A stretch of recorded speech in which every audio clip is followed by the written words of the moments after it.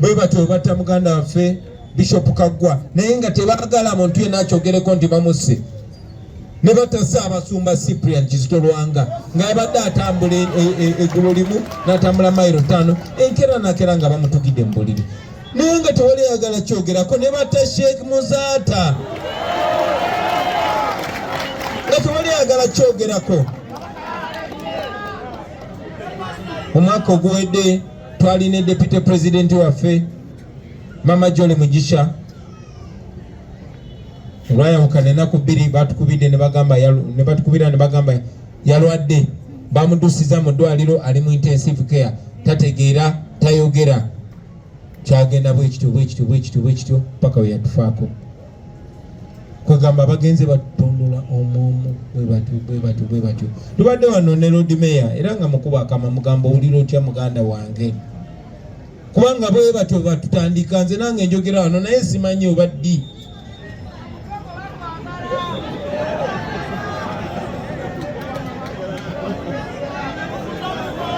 Naye embeera gye tutambulira mu basebo ne bannyabo ti abatemu bano kati tebakyaswala.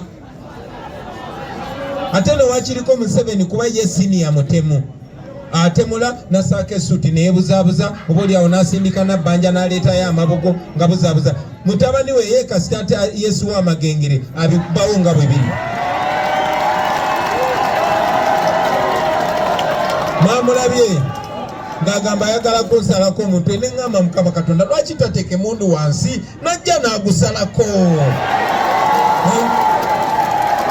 Ajjako emundu ze aziteeke wansi amanyi gye mbeera magere. Ajjenga omusajja agambe ukenze kusalako n'ekiso kyajje nakyo kasita emundu aziteeke ebbali. Naye no tufiiriddwa kyali waffe, tufiiriddwa nnyo. Ssegirinya abadde mukwano gwa buli muntu mu ngeri ye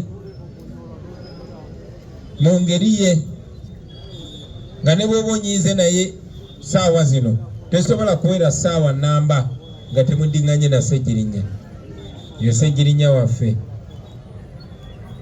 Ssegirinya abadde example y'omuntu nga ffe abavudde mu ghetto ne yeeyimusa yekka n'okusomozebwa kuno okwenjawulo ng'oluzungu lwe alukuba ebiraka naye n'alwogera ne luyitawo.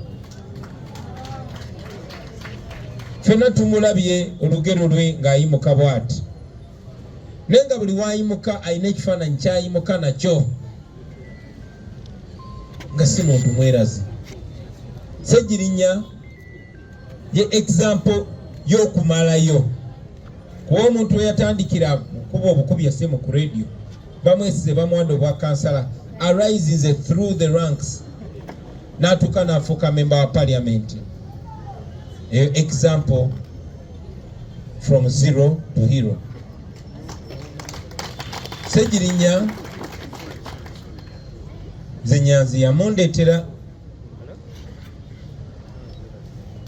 nga mulabira ku distance naye yatuconnectinga naye bwe twakwatagana ate naafuuka mukwano gwange nnyo nga nenyanzi ne bw'aba njagala ate anoonya Ssegirinya n'agamba owaayi Kyagulanyi mulabye ntya.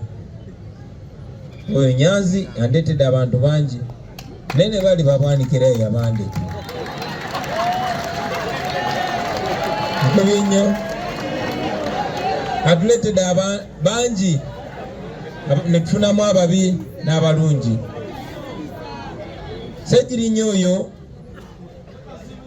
n'oluzungu lwe olw'ogatagata yaŋŋamba Mr. President njagala genda mu parliament okusooka pulira nga njewulireyo parliament, pulira nga tobaddeyo kiseera kimala naye ng'eddoboozi lya ghetto lirina okutuuka mu crudeness yalyo oba mu origino yalyo. Naye Ssegirinya ekifo kyayagala okwesimbako nga neeyali omuwandiisi w'ekibiina ekiseera ekyo gwe bayitanga Sulaiman Kidandala nga naye kyayagala okwesimbako. Ne mugamba Ssegirinya enkola yaffe ogimanyi, ffe tuli maanyi g'abantu, tuli people power. Ansa eri mu bantu, toddamu kumusaba kaadi kuba sinze nga bakaadi abantu be bagaba kaadi. Ne ngamba genda okwatagane n'abantu. Ssegirinya n'ayingira ground, Ssegirinya n'akonnekitinga n'abantu.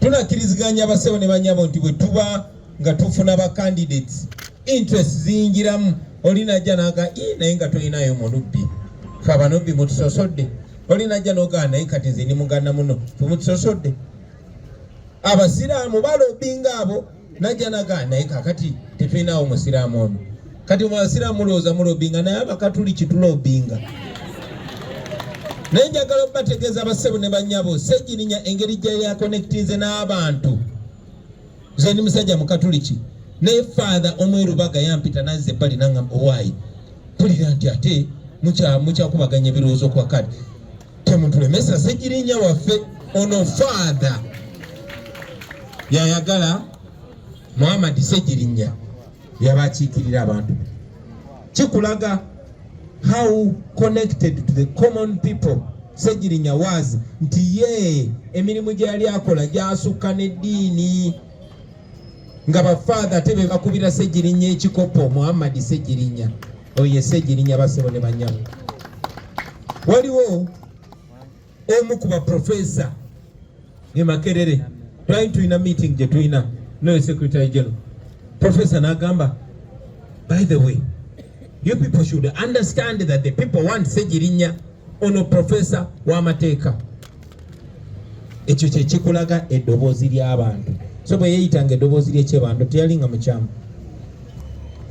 era nga bweri nkola yaffe tugoberera abantu kye bagamba abantu kye bagamba tetwawuliriza nzijukira nti waliwo n'omu ku mikwano gyaffe sijja ku bakulembeze mu bibiina ebyenjawulo sijja babulira linnya lye era yankubira nakunkube nagamba kasajja gwe twakulabirawo oyinza otya okudisappointing omwana oyo ali intelligent kidandala n'otuleetera ono riffraff yamuyita riffraff how can you bring this riffraff Sseggirinya ne mugamba munnange sinze abantu be basazeewo naye oluvannyuma lwa byonna akakasa bonaye abaprovinga wrong ze ekisinza okunnuma era nammwe munakanya nange Sseggirinya tanyumiddwako bwa MP bwe tabunyumiddwako Sseggirinya olwamulonda Sseggirinya atandikirawo ng'alinga aliko ekikyamu ku mutwe alesa ambulensi agenza azimba eddwaliro akoze atya nemuyita Sseggirinya ne mugamba waayi sente ezo zijja ati Mr. President Parliament basobola otuwaayo sente bampadde n'asabye sente ate n'eze emmotoka zenyina ogulamu emmotoka mwamulaba teyavuzeeko ku mmotoka ya bbeeyi zeyali alina ogulamu emmotoka aguza ambulensi akoze eddwaliro akoze eki n'abamu ku banne abali bakalisimaati ne bantuukira naye gamba naye ono omusajjawo asusiza kabampaani alinga ayagala otufaananya obubi ze muli ne ŋŋamba mbadde kyekigendererwa kyaffe kulabisa so yoyo Sseggirinya basebo ne bannyabo kale obwo butanyumirwa ba MP bwe yali yeesaliddewo naye ate waliwo obutabunyumirwa kwateesalirawo Sseggirinya waayita akaseera mpawe kaaga ne bamukwata ne bamusiba ne bagamba nti Sseggirinya ne Ssewanyana be baakulembera okutema ebijambiya e Masaka nejjukira buli kulonda abaddenga okutema ebijambiya buli kulonda abaddenga okutema ebijambiya kuva ng'oyo Sseggirinya akyali mwana muto naye bamukwata byonna bye bamukola mwabiraba Sseggirinya yali muntu nga tabeera na nsonyi nga vaayo n'agamba bankoze kino Sseggirinya yajjanga natugamba bannange bankuba empiso ze zitegera n'abalaga omugongo nga mubiraba nga tubiraba naye katubiyisaako maaso ne tubyogerako tetubiremerako kyanaku nnyo naye waliwo ebifaananyi bye mujja okulaba ti mu kusiba Sseggirinya mutulugunya yantukira naŋŋamba Mr. President abasajja abo bantulugunya sikyasobola nakola ng'omusajja nga bw'oba olabye ebifaananyi by'obusajja bwa Sseggirinya bwe baali bamuyisiza wennyamira Sseggirinya olunaku olumu yali mu kkooti mwena mujjukira n'awaayo ekigere nga kyonna kivunze n'agamba mulamuzi labayo bwe nfaanana nene bagaana omutwala mu ddwaliro so sawukana na bigambo bya muganda wange Nubian wazee wano n'abalala bonna n'abagamba nti Museveni yasese Girinnya kubanga yamusse lw'okuba temwagala kwogera amazima gano. Era singa tubadde mu kifo nga tetuli wano, singa abantu kidde ne bagamba bw'oyogera ku Ssegirinnya yogera mpola mpola tomalayo nnyo. Bwe batyo batta muganda waffe Bishop Kaggwa naye nga tebaagala muntu yenna akyogereko nti bamusse. Ne batassa abasumba Cyprian Kizito Lwanga nga yabadde atambula eggulo limu n'atambula mayiro 5 enkera nakera nga bamutukidde mu buliri naye nga tewali ayagala kyogerako. Ne batta Sheikh Muzaata nga tewali ayagala kyogerako. Omwaka oguwedde twalina deputy president waffe Mama Jolly Mugisha olwayawukana ennaku 2 batukubidde ne bagamba yalwadde, bamudusiza mu ddwaliro ali mu intensive care, tategeera tayogera, kyagenda bwekityo paka we yatufaako. Kwegamba bagenze batondula omuomu bwe batyo. Tubadde wano ne Lord Mayor era nga mukuba akama mugamba owulira otya muganda wange, kubanga bwe batyo batutandika. Nze nange njogera wano naye simanyi oba ddi.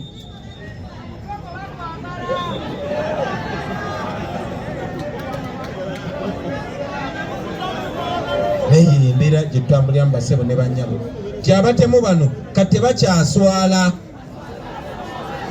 Ate no wakiriko Museveni kuba ye senior mutemu atemula nasaaka esuuti neyebuzabuza oba oli awo nasindika nabbanja naleetayo amabogo nga buzabuza. Mutabani we yeekasita ate Yesu w'amagengere abikubawo nga bwe biri. Mwamulabye ng'agamba ayagala kunsalako omutwe ne ŋŋamba Mukama Katonda lwaki tateeka emundu wansi najja n'agusalako. Ajjako emundu ze aziteeke wansi amanyi gye mbeera magere ajjenga omusajja agambe ukenze kusalako n'ekiso kyajje nakyo kasita emundu aziteeke ebbali. Naye tujja genda bwe tutyo basebo ne bannyabo bwe munagenda maaso nga mwetiiririra bajja kubatta omu ku omu. Katuwerekera Ssegirinnya myaka 37 bamutemudde omwana w'abantu. Fena tukimanyi kyanaku nnyo tutufiiriddwa Ssegirinnya. Sseegi munnange oba oli awo twakutekinga for granted, oba oli awo titwakwagala kimala nga bwe twalina okwagala, oba oli awo titwakusudya kimala nga bwe twalina okusudya, oba oli awo ffenna tubadde n'akatambaala ku maaso kuba mujjukira basebo ne bannyabo tubadde ne ba MP ab'enjawulo. Tulina bali bannasoma nnyo, bali nnyina experience, bali namalayo. MP otambula bwoti olina kusoosaayo gwa kkono n'ozaako ogwa ddyo, olina kuwandika nonsense naye nga tebayambye bantu. Nze tobanyongera abo mpa Bassegirinnya nga bano.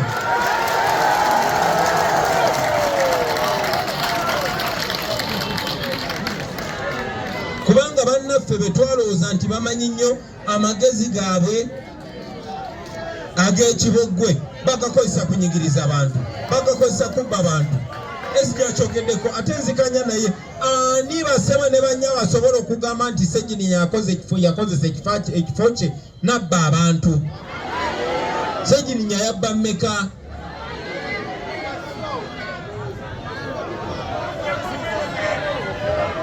Naye bwetyo bwe tubadde nga Ssegirinnya tumufiiriddwa naye atugudde obwongo, atulaze nti okwogera oluzungu si kye kitegeeza amagezi, lulimi. Bantu wetaaga kuba na mutima gwagala nsi yo, wetaaga kuba mwesimbu, wetaaga jasi kusoma ddiini naye ng'okkiriza eddiini eyo, okkiriza mu ddiini eyo byebuulira. Basebo ne bannyabo bakubagiza mwenna, buli omu Ssegirinnya amulumye mu ngeri ye. Mukama amulamuze ekisa, amusonyiwe byamusobako, amweja na Firdaus, asasire famire ye, asasire mukadde maama muzaala, abaana be abato, Kannagirinya n'abalala, naffe mikwano gya tusaasire. Sejji wumula mirembe muganda wange paka tulyegwako. Assalamu alaikum wa rahmatullahi wa barakatuh. Mr. President, sir,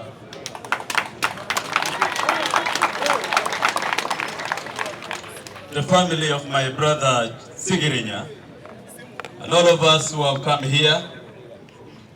My name is Jonathan Ebwalu. I am Member of Parliament representing Soroti City West.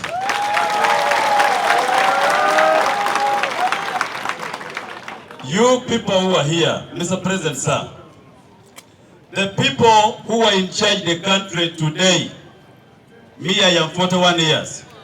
Those who are presiding over the country today took charge of this country when they were our age.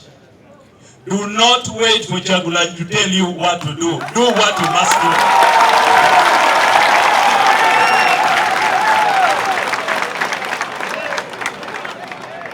People who are torturing us today, who are tormenting us today, no one told them to go to the bush. They went and they took charge of the country. For you, you are waiting to be told what to do. Do what to do with your vote.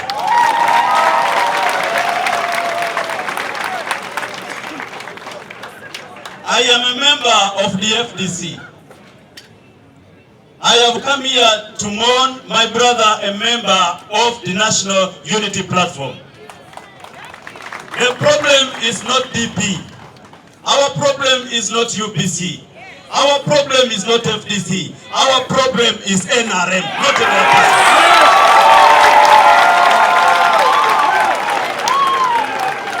For you people of NRM, a few of you, I know there are few, some of them are here.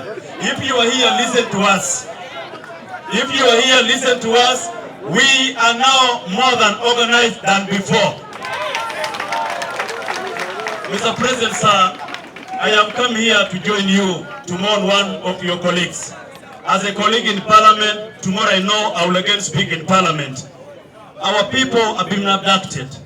Our people are being killed. Our people, they are facilitating the early death of our people.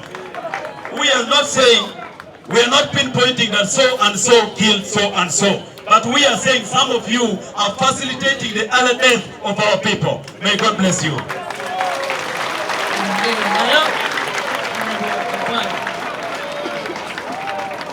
People power. Our power. Amanya gange Nsanja Patrick Kayongo okuva mu Maserengeta ga Ntenjeru mu district ya Kayunga bana ekitalo nnyo kitalo ddala omwoyo gw'omugenzi omukama agula musisa mwebale nnyo mwebalire ddala mwebale nnyo kwa Nsanja. People power. Our power. Kitalo nnyo ddala ekyokufiirwako mukwano gwaffe ennyo Muhammad Segirinya abadde mukwano gwaffe nnyo era ebiseera ebisinga atwogera ku masimu nga mulwadde era n'okugenda okumulambula. Naye General Museveni asse Segirinya. Segirinya ng'ensi yonna ekimanyi nti mulwadde. Bamusibako emisango egy'okutta abantu n'okutemula abantu e Masaka. Segirinya ng'ensi yonna ekimanyi nti mulwadde ayagala kuva mu kkomera. General Museveni n'awa ekiragiro nti beyiro bazigyewo. N'akanga abalamuzi bonna abali bakimanyi tutajja muki mulwadde yeetaaga eddagala. General Museveni tetugenda kusonyiwa otuggyeko mukwano gwaffe, otuggyeko Segirinya mu bulumi. Segirinya yasalawo okwetaba mu kalulu. Segirinya ataakwata mmundu. Segirinya yasalawo okujja mu demokrasiya. Segirinya ataasalawo okugenda mu nsiko. Tetuli basonyiwa General Museveni.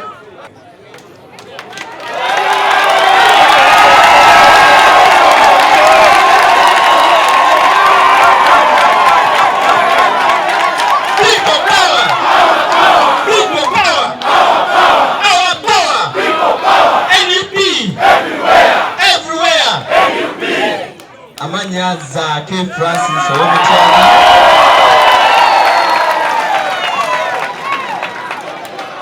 akulira abavubuka mu NUP, ate era omuzokanyi Ssaabazokanyi. Abadde omuzindalo guno kweyanjula ebigambo tujja byogera oluvannyuma. Namwongere engalo Honorable Zaake.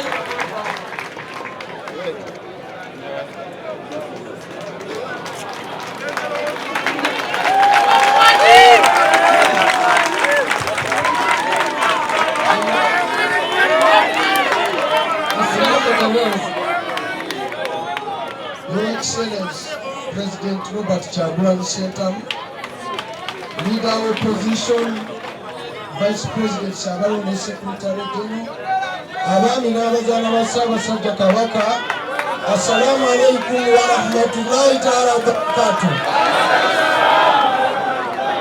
Akataisha abagambe omushimba bweguti bwe gugwa tugumya buli aliwo ne tugamba inna lillahi wa inna ilaihi raji'un. Assalamu alaikum wa rahmatullahi wa barakatuh. Tuyanza ababaka bakupira engalo. Ala ni mulaba mulese mugenderedde tutambule mpolampola. Seyanjudde amanya nze Haji Muwanga Kivumbi Muhammad, omubaka akiikirira abantu b'Olutambala. Honorable Alan yagadde yeete kubanga yabeera n'essaawa ezasembayo nnyingi nnyo mulamu wa Ssegirinya. Assalamu alaikum wa rahmatullahi wa barakatuh. Sebo President waffe, bakungubazi bannange mwenna, mikwano gyange, ekinsembezaayo lwa nsonga titulina history nene esembyeyo ebbanga eddene abadde nzaala Sewanyana. Basebo ne banyabo, tetugenda kusonyiwa gavumenti eno paka